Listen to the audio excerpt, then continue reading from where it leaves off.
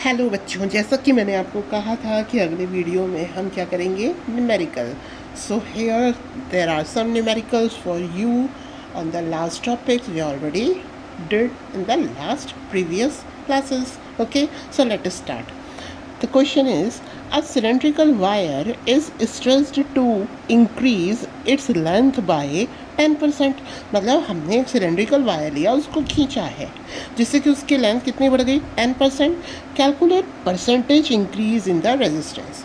चलो भाई, तो अब हमें इसमें जो फॉर्मूला यूज़ करना पहले वो तो याद कर लें जरा. क्या था? R is equal to rho L upon A. यही होता है ना. Okay okay. अब क्या हुआ? अब आप जरा सोचो कि वायर है, आप अगर इसको स्ट्रेच करोगे तो वॉल्यूम तो वही है ना, वॉल्यूम थोड़ा ना बदला है.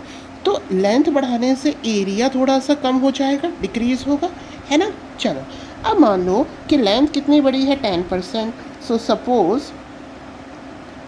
सपोज लेंथ कितनी है, L. ठीक है. ओके, फाइनल लेंथ लेनी है तो फाइनल लेंथ हो गई कितना, L डैश मान लेते हैं. What is it's final length? Final length is L dash, जो कि क्या हो गई, इनिशियल लेंथ में कितना जोड़ें, 10% ऑफ इनिशियल लेंथ. इतना इंक्रीज हुई है तो ये कैंसिल हो गया. कितना आया, L प्लस 0.1 L, यानी कि 1 प्लस 0.1 यानी कि 1.1 L. ठीक है बेटा. ओके, तो अब इससे क्या आया, इससे आया हमारे पास L dash is equal to 1.1 L. ठीक है मैडम, ये तो आ गया. तो L डैश अपॉन L क्या हो गया, 1.1. Okay then. चलो, अब हमने क्या कहा, हमने ये कहा कि ठीक है, चलो हम तो क्या कर रहे हैं, हम तो इसका लेंथ बढ़ा रहे हैं, लेकिन वॉल्यूम तो कांस्टेंट है. Volume is constant. ठीक है, volume is constant. Volume constant का मतलब क्या हुआ, मान लो पहले एरिया था A, लेंथ थी L, बाद में एरिया हो गया A डैश, लेंथ हो गई L डैश, लेकिन जो प्रोडक्ट है वो क्या रहा, प्रोडक्ट तो रहा हमारा कांस्टेंट. ओके, चलो, अब आपको निकालना क्या है, calculate percentage increase in the resistance. What we want to find out, percentage increase in the resistance. चलो ठीक है, वो हम निकालेंगे, लेकिन यहाँ पहले क्या निकाल लें, यहाँ पर एक रिलेशन देखते हैं. इससे क्या आया, A अपॉन A डैश किसके इक्वल आया, इधर क्या है, A डैश को हम इधर ले आए तो L को इधर बेचना होगा, तो ये क्या बन गया बेटा, L dash upon L. Is it clear? तो A अपॉन A डैश क्या हो गया, L डैश अपॉन L. तो A डैश अपॉन A क्या हो जाएगा, L अपॉन L डैश, है कि नहीं. चलो, अब देखो, अब हम रेजिस्टिविटी में तो चेंज आएगा नहीं, वो तो मटेरियल की फिक्स ही होती है. तो मान लो न्यू रेजिस्टेंस है R डैश, तो R डैश क्या हो गया, rho L dash upon A dash. ठीक है, जगह मैंने कम छोड़ दी, sorry for that. R is equal to rho, ये है previous resistance, that is L upon A, है ना. हमें क्या निकालना है, percentage increase in the resistance. तो परसेंटेज इंक्रीज कैसे निकलेगा, याद करो, चेंज इन रेजिस्टेंस मतलब R dash minus R upon previous resistance upon R into 100%. यही तो होगा ना percentage increase. What is this, percentage increase. ठीक है, अब क्या करें, R से इसको डिवाइड कर दो अलग अलग. क्या आया, ये आया R dash upon R minus 1 into 100%. यही होता है ना percentage increase. Percentage increase R को इधर ले गए, इधर किया तो ये -1 हो गया, ये हो गया R डैश अपॉन R, ये हो गया 100%. चलो भाई, अब ये तो आ गया, तो हमें क्या निकालना है, R डैश अपॉन R. वो यहाँ से निकालते हैं, यहाँ से निकालें, बताओ. R डैश अपॉन R क्या आ गया बच्चा, रो L dash upon A dash. इधर R की वैल्यू रखी तो रो कैंसिल, L और A क्या बना, A upon A dash, L dash upon L. A upon A dash की वैल्यू हमने यहाँ निकाल के रखी है, तो A अपॉन A डैश की वैल्यू क्या हो गई, L डैश अपॉन L. एक L डैश अपॉन L बाहर है, तो ये क्या हो गया, L डैश अपॉन L का होल स्क्वायर. और भाई हमने तो L डैश अपॉन L की वैल्यू ये निकाल रखी 1.1, तो ये क्या हो गया, 1.1 का स्क्वायर. क्या होगा 1.1 का स्क्वायर, डेसिमल हटाओ तो ये हो गया 11/10 का स्क्वायर. 11 का स्क्वायर क्या होता है, 121 डिवाइडेड बाय 100, यानी कि 1.21. ठीक है, ये क्या आया, ये हमारा आया है आर डैश अपॉन आर। इसको यूँ सॉल्व करके ले गए। अगेन सॉरी, मैंने जगह कम छोड़ी और ये दूसरा क्वेश्चन लिख लिया, कोई ना। ठीक है, चलो आगे। अब बेटा यहाँ पे हमें निकालना है परसेंटेज। तो ये रहा ना परसेंटेज का फॉर्मूला, तो वैल्यू रखते हैं। तो आर डैश अपॉन आर की वैल्यू क्या आ गई, 1.21 माइनस का 1 इंटू 100% करना है। ठीक है, अच्छा इसमें से माइन ये गया तो कितना बचा, 0.21 इंटू 100%, तो 100 से मल्टीप्लाई करोगे तो कितना बचेगा, ये आ गया अपना आंसर 21%। समझ में आया, क्वेश्चन इंटरेस्टिंग था।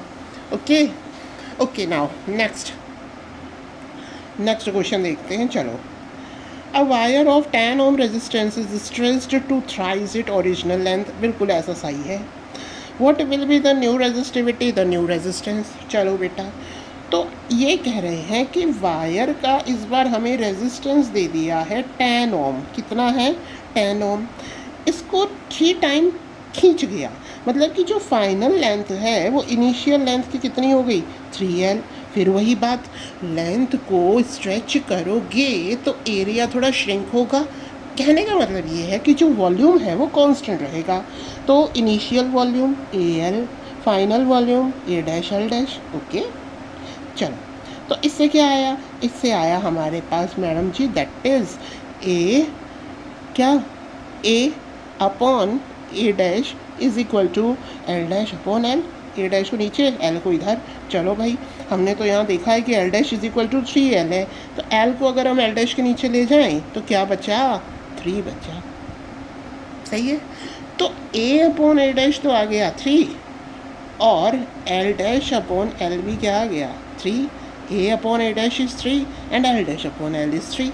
ये तो आ गए हमारे पास रिजल्ट। ओके, अब ये क्या पूछ रहे हैं, what will B it's new resistivity, new resistance and resistivity. चलिए पहले हम बात करते हैं रेजिस्टिविटी क्या होगी। पहले तो रेजिस्टेंस बताओ भाई। वायर है बेटा, ये क्या है, वायर। तो वायर किसी एक मटेरियल का होगा ना, तो रेजिस्टिविटी तो क्या होती है, मटेरियल पर डिपेंड करती है, वो तो कांस्टेंट होता है। तो रेजिस्टिविटी तो क्या रहेगी, सेम ही रहेगी मैडम, जो पहले थी उसमें तो कोई चेंज आएगा ही नहीं। ठीक है, तो फिर अब हम बात करते हैं न्यू रेजिस्टेंस। तो न्यू रेजिस्टेंस क्या हो जाएगा, रेजिस्टेंस का फॉर्मूला क्या होता है, रो L अपॉन A होता है। लेकिन नया रेजिस्टेंस है तो ये हो गया L डैश A डैश, और पुराना वाला क्या होगा, फॉर्मूला तो वही होगा, लेकिन R rho L upon A। ठीक है, एक बार चलो डिवाइड करके देखते हैं क्या आएगा। बोलो क्या आया, R डैश अपॉन R। रो कैंसिल हो गया बच्चा। Now L dash upon A dash, ये आ गया नीचे L, ये आ गया ऊपर A। ओके, चलो भाई, L डैश अपॉन L हमने निकाल रखा है, A अपॉन A डैश भी हमने निकाल रखा है, ये यही तो बना, L dash upon A L, और ये बन गया A upon A dash. L dash upon L कितना है बच्चा, 3, तो 3। A अपॉन A डैश कितना है, 3, again 3, it will become 9। Okay, so R dash upon R is equal to 9. So R dash is equal to 9R. What is the value of R? It is given in the question and it is 10 ohm. So what is R dash? 9 into 10 मतलब कि 90 ohm. This is the new resistance. Okay, I hope you understand it. Now the next question. Yes, ये देखिए next question क्या है। The next question is a particle of charge 2 microcoulomb. क्या charge है, charge है 2 microcoulomb और mass है 1.6 gram, is moving with velocity 4 metre per second at t is equal to 0। Particle enter a region having an electric field this, find the velocity of particle at this. मतलब ये तो madam drift velocity वाला question हो गया। बिल्कुल सही बात है बेटा, वही है ये ड्रिफ्ट वेलोसिटी। ओके, चलिए, तो अब यहाँ पर ड्रिफ्ट वेलोसिटी की बात करते हैं। तो हमारे क्वेश्चन में जो जो दिया हुआ है हम उसको लिखते हैं। तो हमें एक तो दिया हुआ था, चार्ज दिया हुआ था। चार्ज कितना है बेटा, चार्ज हमें दे रखा है क्वेश्चन में 2 माइक्रोकुलाम। मास दे रखा है क्वेश्चन में कितना, 1.6 ग्राम। तो ग्राम को अगर आप किलोग्राम में बदलेंगे देन 1.6 इंटू 10⁻³ -3 किलोग्राम, है ना। और क्या दिया था, और आपका क्वेश्चन था ये, ठीक है। चार्ज है 2 माइक्रोकुलम, मास है 1.6 ग्राम, मूविंग विद वेलोसिटी 4i। मतलब ये क्या है, this is the initial velocity. कितना था इनिशियल वेलोसिटी, ये हो गई 4i, ठीक है। इन्होंने कहा कि ये एक इलेक्ट्रिक फील्ड रीजन में एंटर करते हैं और इलेक्ट्रिक फील्ड इंटेंसिटी आपको दे रखी थी कितनी, 80 आई प्लस 60 जी। ओके बेटा, ये दे रखी है क्या, इलेक्ट्रिक फील्ड इंटेंसिटी।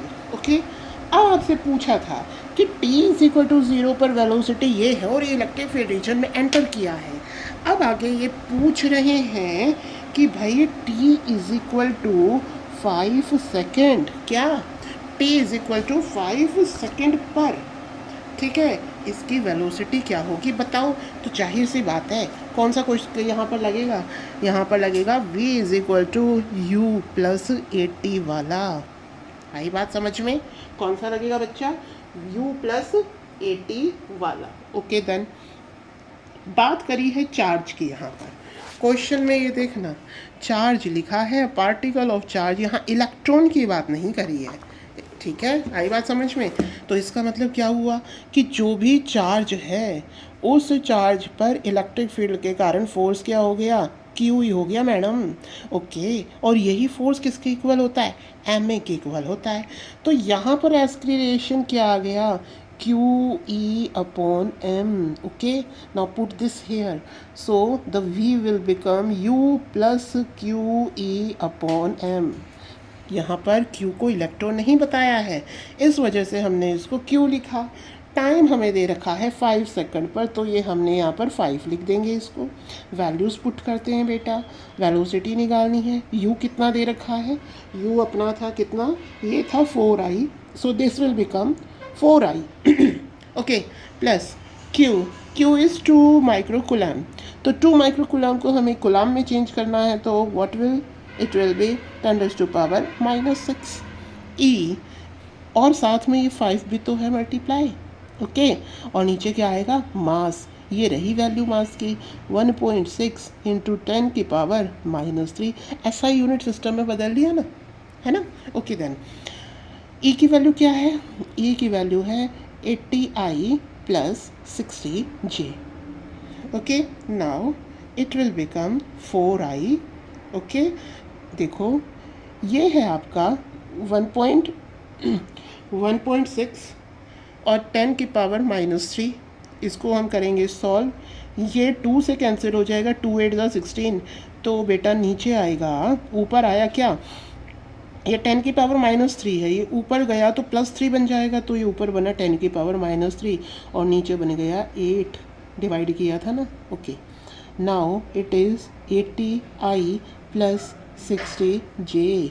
क्लियर, चलो आगे करें, 4i देन प्लस, अब देखो, अब ये क्या बन गया, अब इसे हम सॉल्व करेंगे। अब इसको इससे मल्टीप्लाई करो तो ये आपका पॉइंट इधर आ गया, ठीक है। तो ये 8 से 8 कैंसिल हो गया, तो ऊपर क्या बना 100, तो ये हो गया 500 इंटू 10⁻⁻3, तो ये कितना बन गया 0.5i। चलो ये सॉल्व हुआ। अब हमें इसको 60 से मल्टीप्लाई करना है, तो बोलो, अच्छा ये देखो डेसिमल हटाया हमने, ठीक है, तो ये बन गया क्या आपका 600, ठीक है ना। अब ये 600, 6 5 क्या हो गया 40, यानी कि ऊपर क्या बना 6 5 40, और ये 2 0, ये 2 0, और ये 10⁻⁻3 एज इट इज़ है, और ये नीचे वाला 8, देखो ये हो गया 8 5 40, और ये 0 0, ये हो गया 10⁻⁻3, इससे डिवाइड करेंगे तो ये वैल्यू भी क्या बन गई 0.5j। वेक्टर एडिशन, i से i ऐड होगा, यानी it will become 4.5i plus 0.5j। तो ये आ गई आपकी फाइनल वेलोसिटी का expression. Okay, so this is the final velocity. We can also find its magnitude, लेकिन क्वेश्चन में क्योंकि I and J means vector form में दिया था, तो हमने भी वेलोसिटी को वेक्टर फॉर्म में निकाला। तो बच्चों यहाँ पे हमने कुछ न्यूमेरिकल सॉल्व किए, सारे ही इम्पोर्टेंट हैं। आई होप कि आपको समझ में आया होगा। So thanks a lot. Have a nice day.